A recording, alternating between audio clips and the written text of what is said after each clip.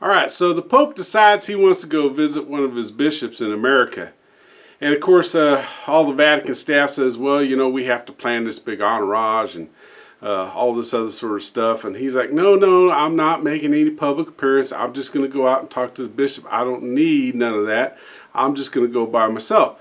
Of course, being the Pope, they kind of had to do whatever it was he said he was going to do. So the Pope gets on a plane, he flies out to America, and he gets at the airport, and there's a limo driver there, and he gets in the limo, and the limo's taking him out to meet the bishop, and Pope gets talking to the limo driver. He says, you know, I'm over 80 years old, and I never drove a car this big. I think it'd be kind of fun. And the limo driver's like, well, you're the Pope. If you want to drive this limo, you just go right on ahead. So they swap spots, and the Pope's out there, and he's driving the limo down the highway. And they go through a speed trap, and the Pope's doing about 70 and a 55.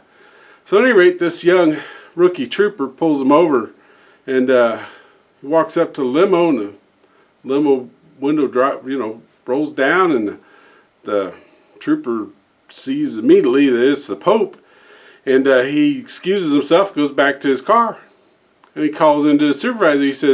He says, look, I know we're supposed to uphold the law and everything, but I also know that sometimes very important people get, extended some courtesies. And he goes, I caught this guy speeding, but he's a pretty important guy, and I don't know about giving him a ticket. And the supervisor says, well, who is it? Is it the governor again?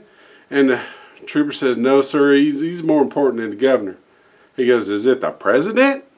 And the trooper says, no, sir, he's more important than the president.